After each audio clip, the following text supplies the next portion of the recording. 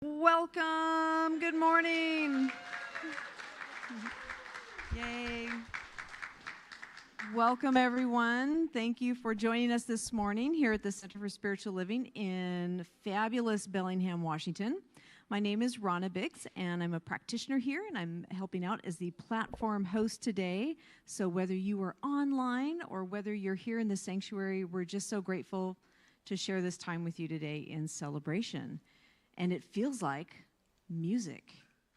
Are we ready? Hit it. Okay. If you're able and you would like to stand with us, we'll sing into this day together.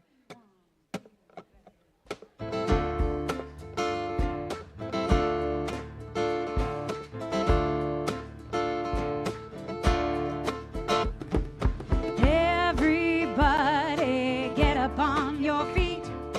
See the light in everybody you meet. Everybody get up on your feet. See the light in everybody you meet. Let us be reminded of who we've come to be. We are love, we are one big family. Hey, hey, yeah, yeah. Hey, hey, hey, yeah. Let's sing that again. Everybody get up. Here we go. Everybody get up on your feet. See the light in everybody you meet.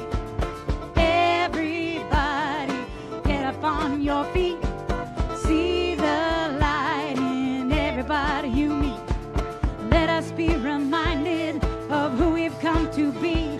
We are love, we are one big family. Hey, hey, hey, yeah.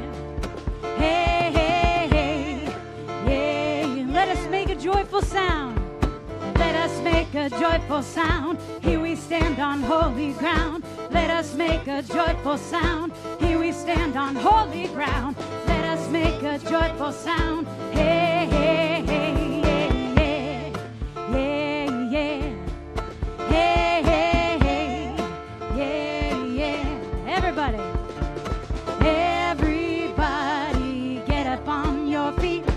See the light in everybody you meet. Everybody get up on your feet. See the light in everybody you meet. Let us be reminded of who we've come to be. We are love, we are one big family. Hey, hey, hey, yeah. Let's make a joyful sound. Ready? Hey, yeah.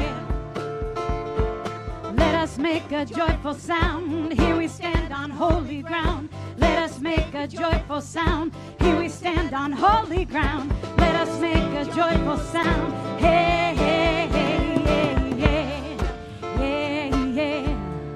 Hey, hey, hey, yeah, yeah.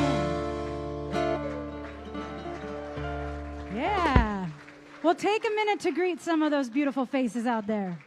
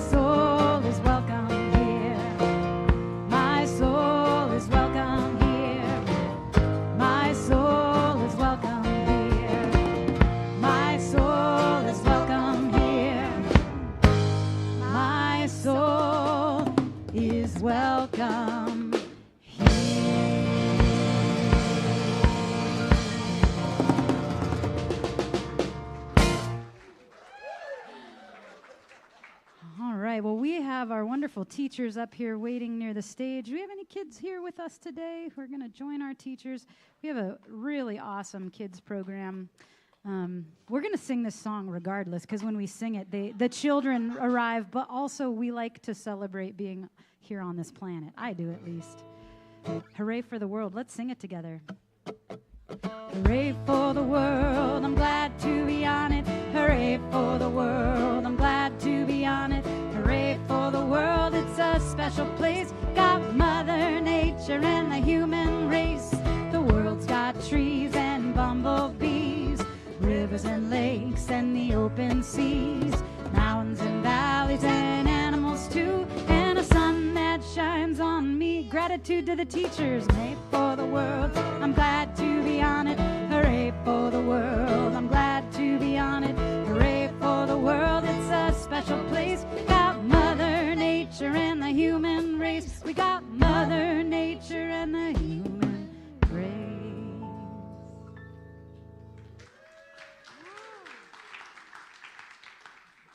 Wow, it's wonderful to be up here. I'm Heidi, practitioner of the day, helped today by Wanda and Andrea Wood. And you also see shawls on a few of us here. I see Kalish, Kit. And we are prayers. Come to us, and we do prayer. I think, there's the different ways listed up here that you can access prayer. One easy way is put a prayer request right back there in the vessel. I was going to say urn.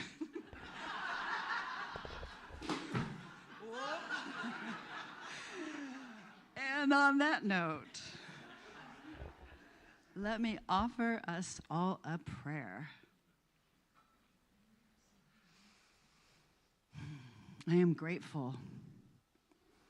I'm grateful to be here, above ground and breathing.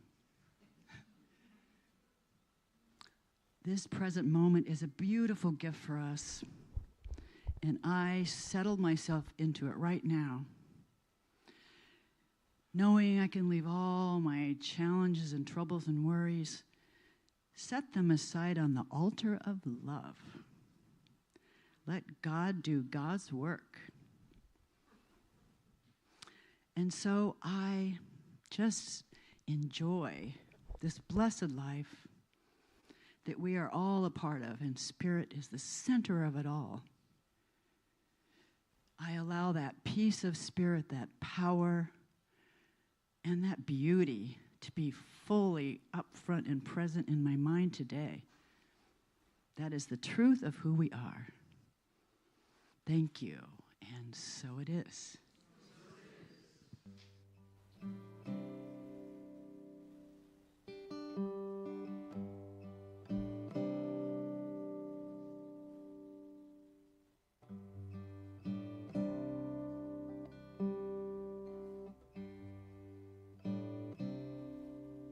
So sacred,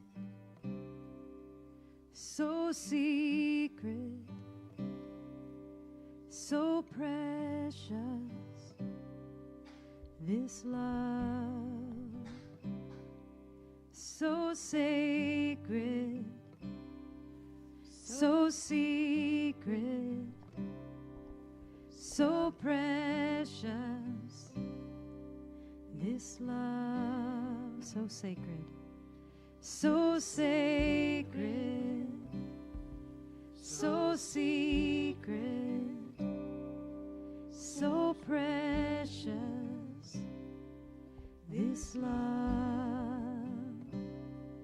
So sacred, so secret, so precious, this love. I will share, I will share, I will share, I will share, I will share, I will share, this love.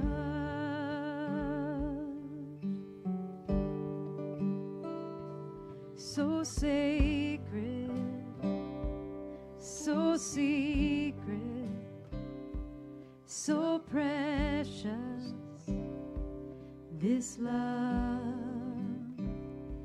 so sacred, so secret, so precious,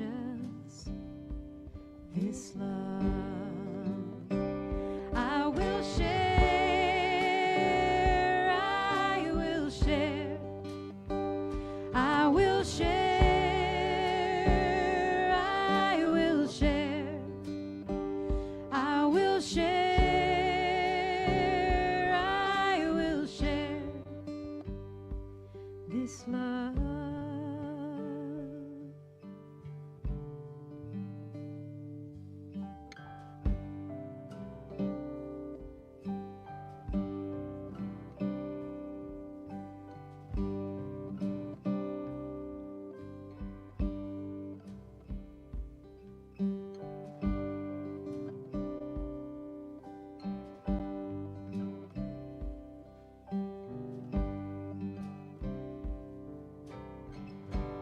I will share.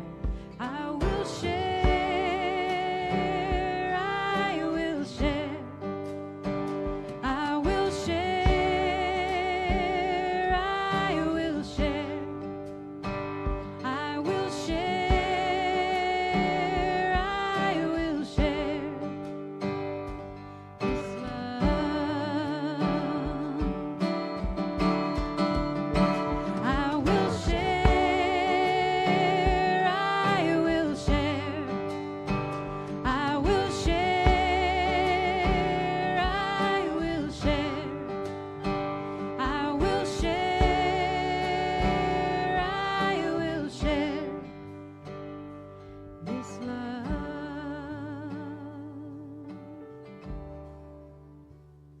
So sacred, so secret, so precious, this love, so sacred, so secret, so precious, this love.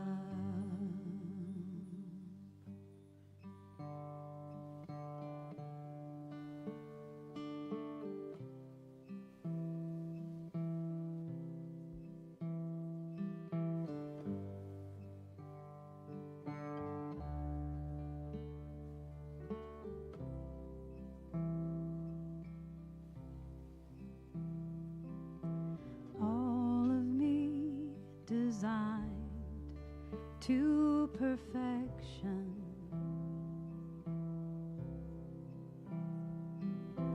All of me beautiful and sacred.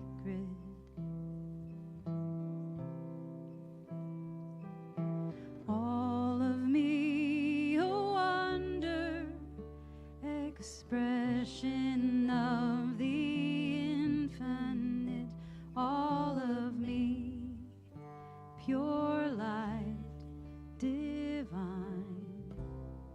Let's sing that again. All of me designed to perfection. All of me designed to perfection. All of me beautiful and sacred.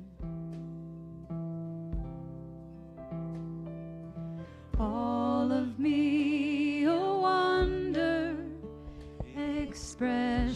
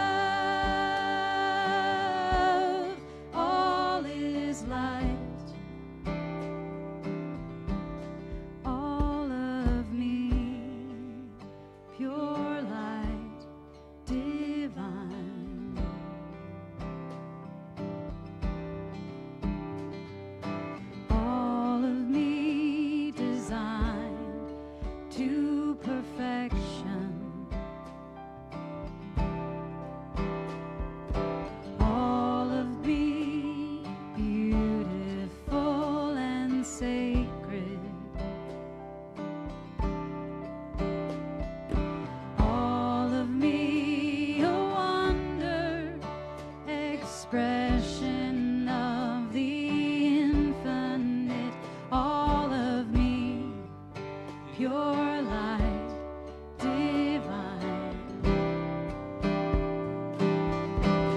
All is love, all is light. All is love, all is light. All is love, all is light. All of me, pure light divine. Let's just hear the voices. All is love.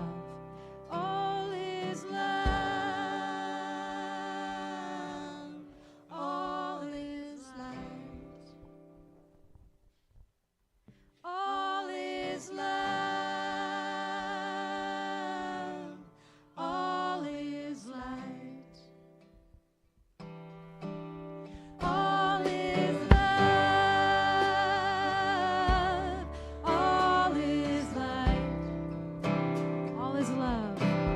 All is love. All is light. All is love. All is light. All is love. All is light. All of me, pure light divine. All of me, pure light divine.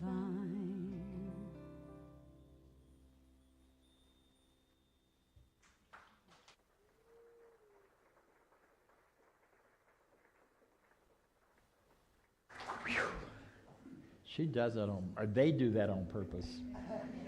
Just to see how badly I can be in my mess up here. Got it? Okay.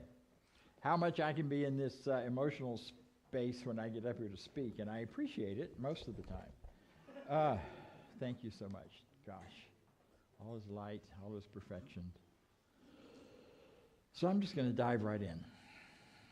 You heard a few weeks ago from me, or maybe months ago. I can't keep up with it because this coming for 10 days every month just throws my whole sense of time off. But I told you the story about the Golden Buddha. You may remember it, you may not. I'll refresh your mind just really quickly, and because I want to go from there. So the Golden Buddha story is that in China some years ago, there was a great clay Buddha that they were about to build a road right through the place where it was sitting in this temple space, covered over. It was covered over because if it got rained on, the clay, the stuff it was built out of would dissolve or get messed up. So they had to move it because they were building a road. So they came in, they moved the big Buddha. It was tall and big and heavy, and they took a crane and they lifted it up and they set it down on another platform further away. At the same time, about the time the monsoons were coming in, the heavy rains. So they set it down. They set it down too hard, and it cracked. It cracked just a little. And they went, oh no! So they covered it with tarpaulin, so they could keep a tarp over it. They could keep it from getting too wet and too rained on. Anybody else remembering this story yet? Okay, good. So I'll go slower. I'll go quickly through the story. So you know the story. So what happened is then there's a crack. And during the night, one of the monks comes out and looks under the tarp to check on it and make sure it's not dissolving or whatever. And he notices a glint, a light, shining back from the flashlight. So the next morning, the first thing he does is get his other brothers out there, and they start really looking at this to say, okay, what's going on? And they open it, and they start chipping away at some of the clay. And what they discover is underneath that clay is a solid golden Buddha that had been covered over 1,000 years before when another group of Buddhists were coming in, marauding and tearing things up and, whatever they did in those days. And so they tried to protect it by covering it over with clay so it wouldn't look like anything valuable. And over the many years, they forgot about it. And then they just rediscovered it.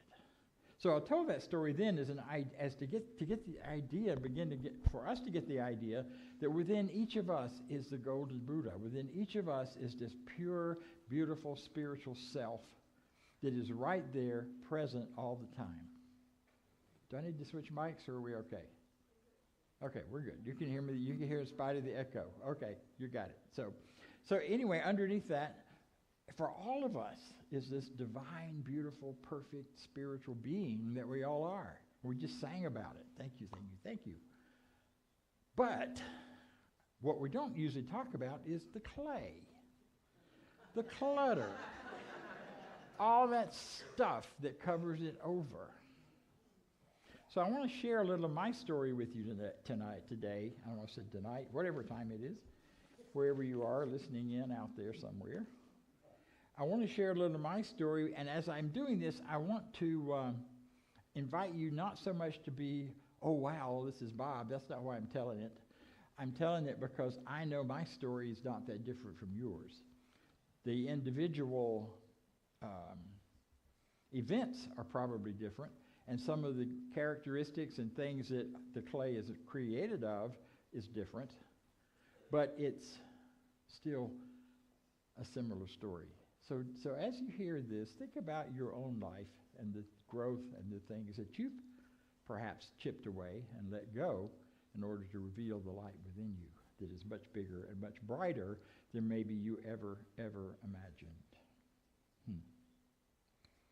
So the first thing I want to say about all that is there's some ideas I learned early on. Somewhere somebody told me, don't shrink wrap yourself. I did. And I shrink wrapped myself because I felt too big. I mean, I'm not a little guy. My mother was this tall. My father was this tall. My sister is this tall. And here I came. Too big. And I heard that again and again. You don't know your own power. You're too big. You could hurt people. Be careful. And so I was careful. And I walked like this because I didn't want to, I just looked over. They loved the fact that I could reach things on shelves that they couldn't. But, the rest of it was just a real challenge at times. And I always felt like I'm too big for the world. There's too much of me, and I need to make myself smaller. Anybody relate to that? Make yourself smaller. You're too big for your britches. You ever heard that one? I rarely am these days. But anyway. Yeah. We heard all those kinds of messages about being too much and being too big and being too, which really only meant that I was more than they knew what to do with. It wasn't about me being anything wrong, but it took me a while to figure that one out.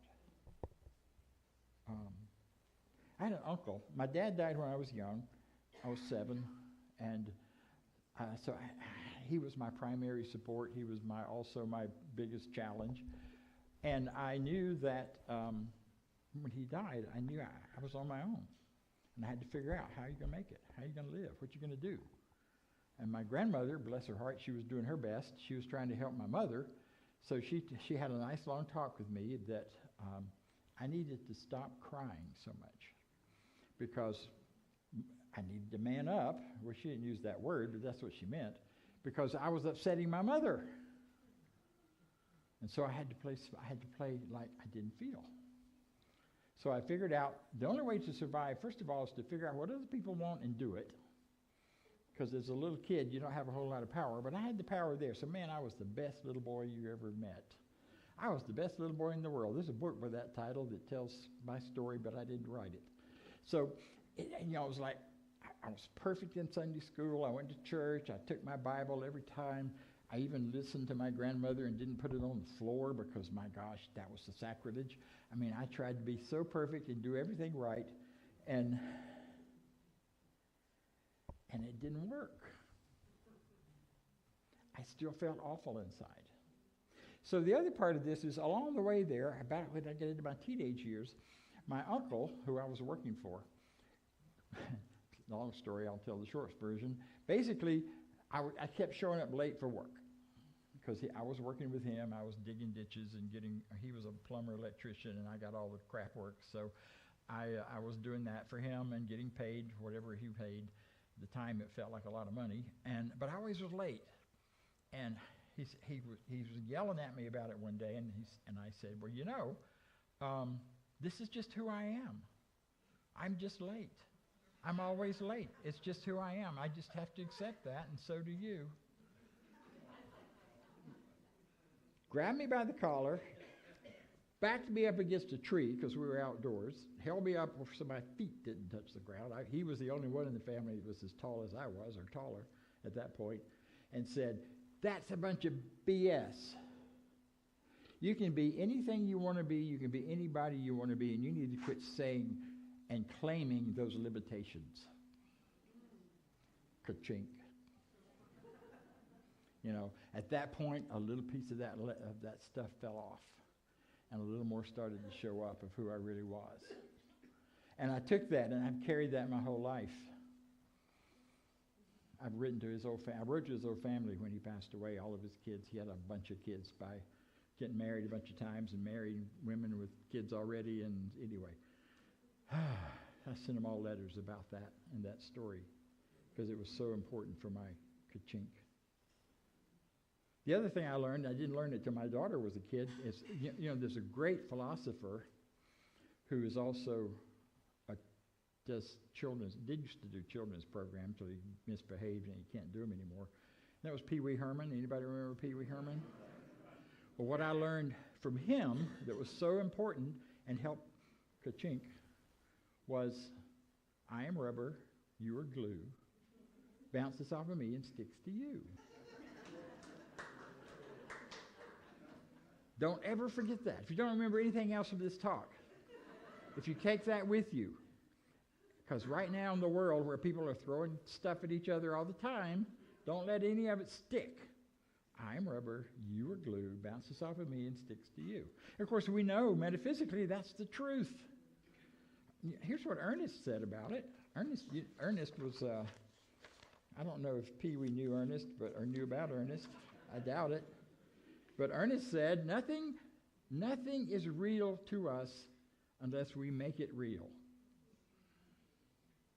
I'm seeing that so well. If you listen to one primary news media or another, you have a whole different reality based on what seemed real for you.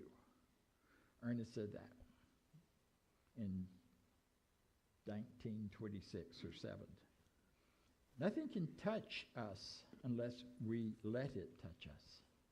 Refuse to have your feelings hurt. My dear mother, bless her, that was her power play. You just hurt my feelings. Yeah. She was trying. She did her best. Refuse to receive anyone's condemnation. In the independence of your own mentality, believe and feel that you are wonderful. You are wonderful. This is not conceit. It's the truth. Now, it is true, if you go around saying that to people, they might think you're a little weird or you're a little conceited, but that's their problem. I am rubber. You are glue. Bounces off of me and sticks to you. So, I'm going to run out. Yeah, okay, let's keep going. So, I grew up, I got married, I did all the good Baptist things. I was a Baptist preacher. Don't hold it against me. I'm healed. And but part of that healing was discovering that I could be mad at God and it was okay. Now, part of the result of being there it is. Part of that result of being told by my dear beloved grandmother, don't cry, is that I didn't. Not where anybody could see me for many, many years. And then I found out I had been doing all these things right as a good Baptist boy, and I got diagnosed with some kind of thing on my lung when I was about 30. Oh my God, my dad died when he was 30. I was about to die, I thought, and my grandfather had died. I mean, it's just all this crazy history. And I was so mad at God. And I finally was driving home from a therapy session one day, and I pulled over on the side of the road, and I pulled over, and I got out, and I shook my fist at the sky, and I started screaming, "I'm so mad at you. I did everything right. I've been doing everything the way you told me to, or I thought you told me to, or they told me to, and it's still, here I am, with the diagnosis, here I am about to get, kicked off the planet." And I was so mad. And then after I started screaming and hollering, and then I started crying. I was 30 years old, almost. And at that point, I started shedding more clay. At that point, more clay, more clay, more clay. Yeah? It didn't stop. It didn't stop there. I kept going. I got into a 12-step program, and I learned a lot about life and how to live, and that was good. It kept going. I'm not going to go any further.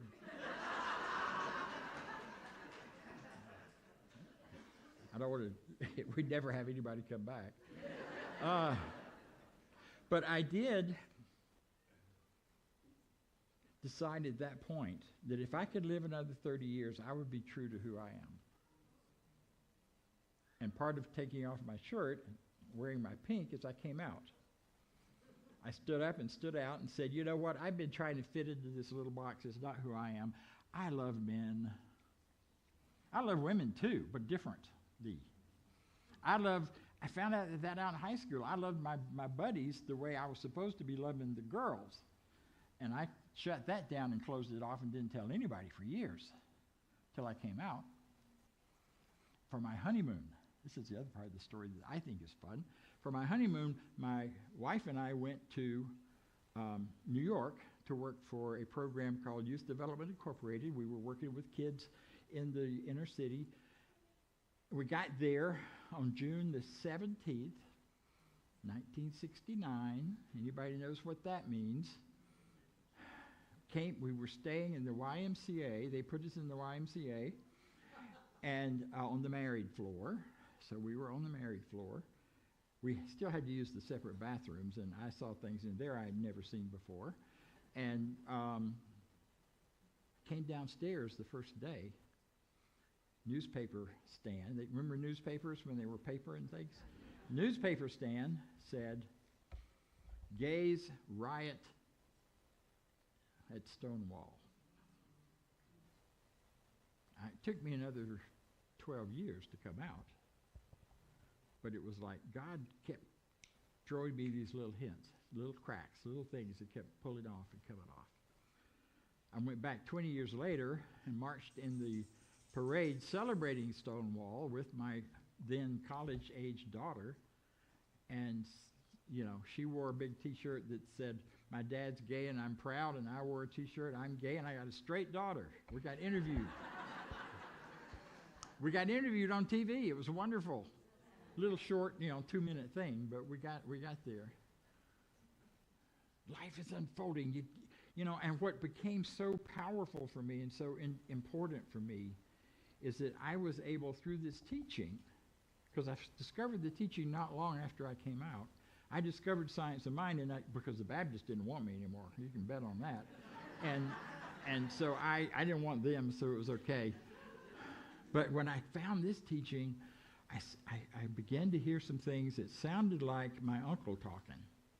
My uncle grew up in a house where there was a full set of Emerson books that my grandmother had the complete works of Emerson, and had read them.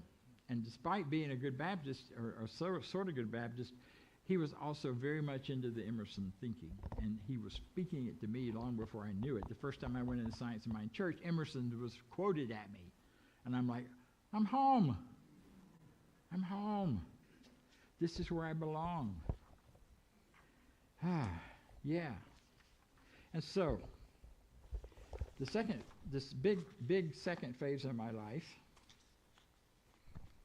is where I began to discover that I might as well be myself because everybody else was taken. You've heard that 1,000 times, I know. It's true. Emerson said this: "There's a time in every person's education where they arrive at the conviction that envy is ignorance." and imitation is suicide. I was trying to figure out how to live my life by imitating other people, by being envious of what they had or didn't have, and envious that I didn't have it, thinking I couldn't possibly. And then I walked into the Science of Mind Center, and my God, he said, you know, if somebody else that's human can experience this, so can you. I'd never heard that before. I also heard, if you don't know what to do, don't do anything. Ain't that I mean, instead of figuring out what other people are doing, just don't do anything until you know what you want, until you're inside of yourself and living in that space. Wow. And I learned all the other principles, and I took classes, and I did all. I was still being the good little boy, but I was being a good little boy to myself, not to other people. And so I marched in the streets, and I waved flags, and I protested what needed to be protested, and I helped start some of the beginnings of the AIDS services in Atlanta. So a group of us got together and started taking food to our friends who were dying, and began to build that. And now it's an huge multi-million-dollar organization. And I'm so grateful for having a tiny little part. We weren't trying to start an organization. We were just trying to feed our friends. You start where you are and what your heart tells you to do and what your innards tell you it's time to do. And then I started hearing these. We believe in God, a living spirit almighty, one indestructible, absolute, and self-existent cause. And the one manifests itself through all creation and is not absorbed in its creation. It manifests through all creation. Everything is God. Holy moly. Even the people I don't like. That was especially them. Exactly. Especially them. It's easy to see it in you guys. Holy Moses, talk about a love fest. This is amazing. But what about out there? Can I see it in them? Yeah. We believe in the incarnation of the Spirit in all people, and that all people are incarnations of the one Spirit, because there's only one. I'm skipping around. We believe in the unity of all life, that the highest God and the innermost God is the same God. That transformed my life.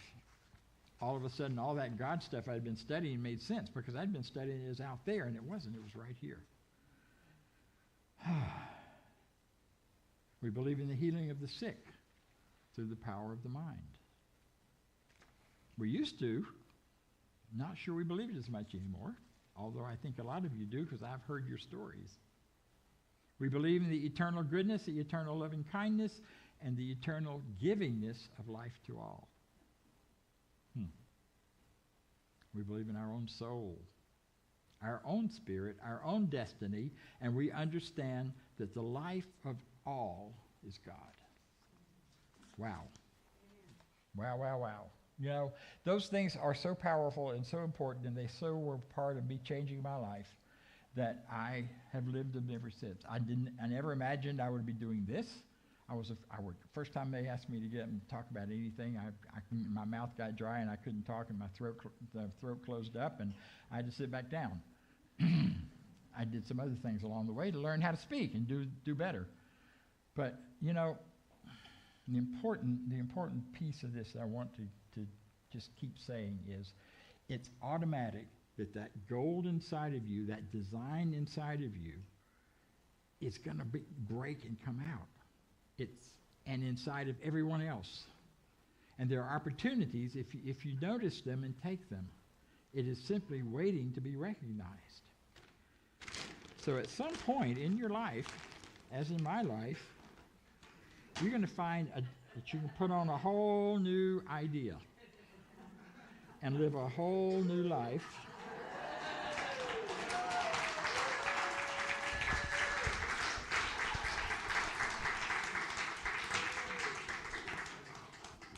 This is the most expensive jacket I own. I won't tell you how much I paid for it originally. It's linen, and I wore it for about 20 years until it got stained and ugly and couldn't be done anything else to. And a friend of mine who does painting on fabric said, you got anything you want me to paint? And I'm like, yeah. And so I paid the same price again just to get it painted. And I said something I didn't know until I was fully into this teaching. I'm worth it. You're worth it. Whatever it is you need to do for yourself, you're worth it. And you do find a way. And know that the givingness of God is there for all of us always, all the time. Live it, enjoy it, celebrate it, because you are wonderful, and so am I, and so it is. Thank you. Thank you.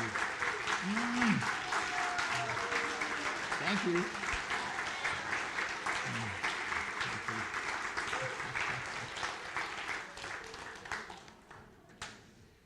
Whew. I'm worn out. Okay.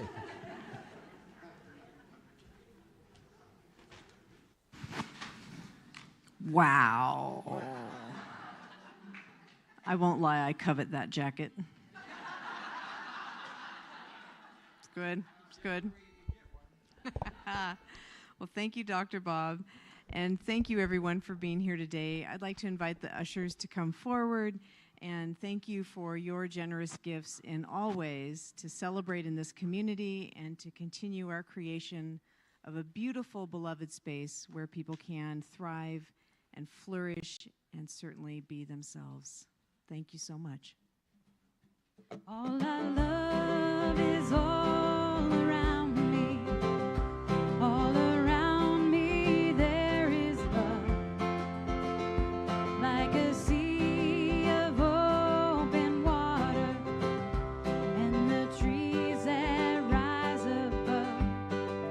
I know that I am worthy of the gifts that love can bring.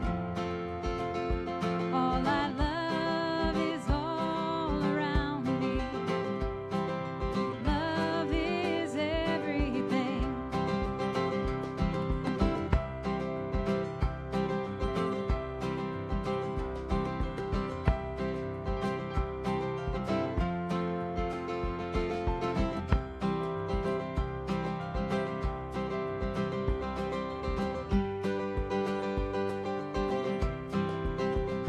All I love is all around me. All around me there is love. Lifts me up if I let it, especially when I give it up.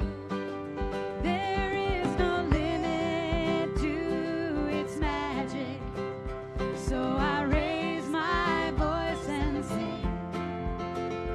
All I love is all around me. Love is everything. Love is everything. Love is everything.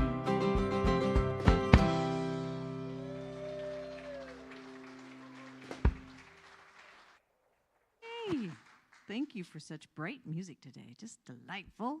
We have some announcements coming up. So we'll just wait for it. Wait for it. Yes.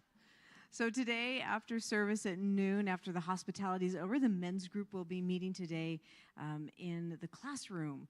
So that'll be coming up in just a little bit.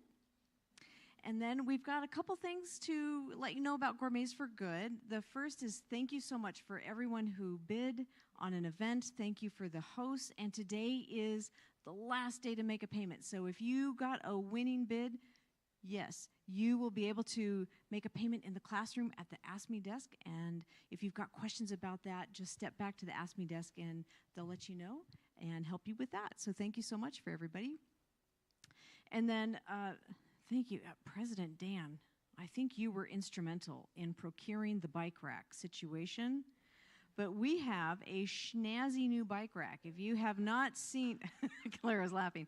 There is a bike rack So there's a few of us that have enjoyed riding our bikes up here, or sometimes when we've had events, we've had folks that have brought their bikes up here, and we haven't had some great space for people to lock those up or to kind of get them out of a pathway.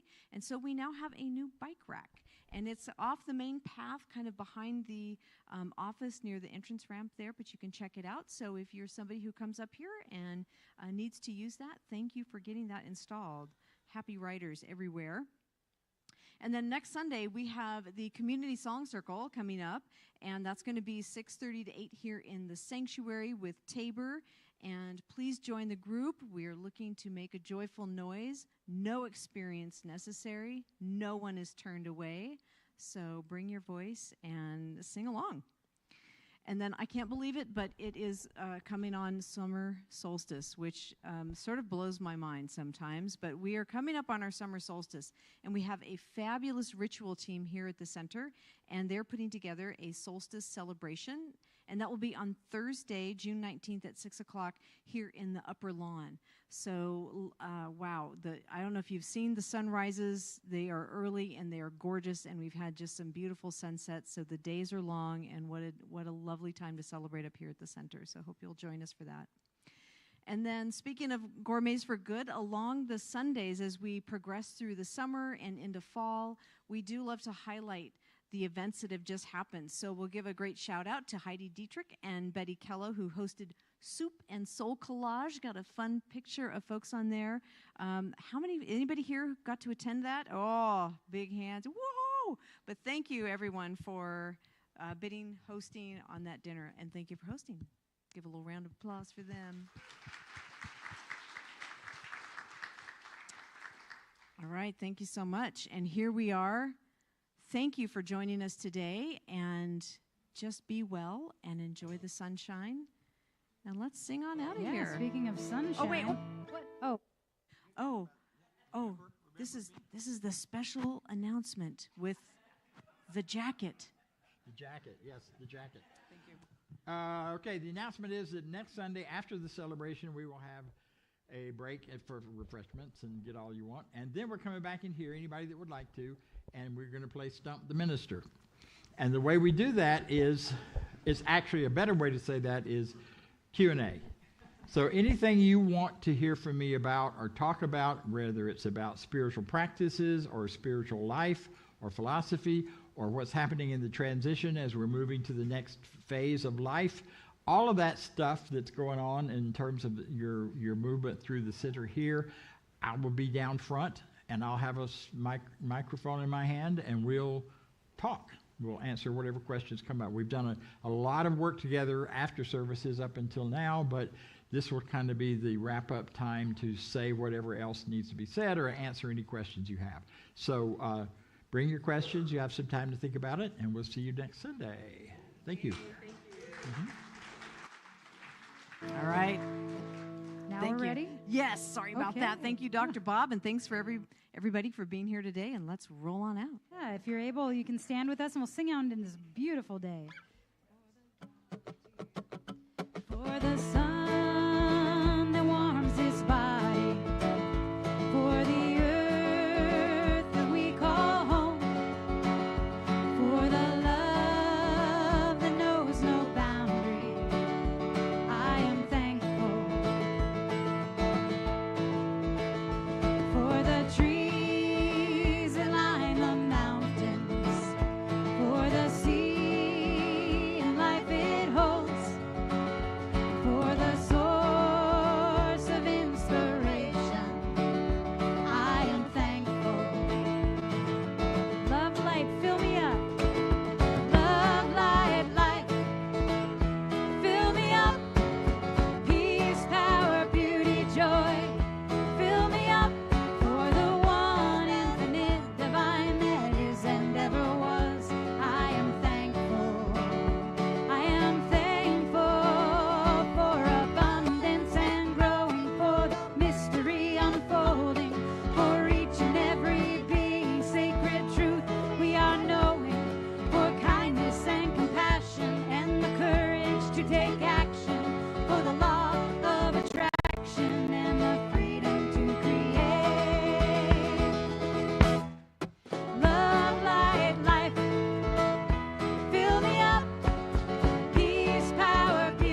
joy.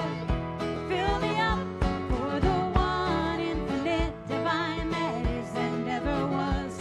I am thankful. I am thankful. Love and life. Fill me up. Love, light, life. Fill me up. Peace, power, beauty, joy. Fill me up for the one infinite divine that is and ever was. I am thankful.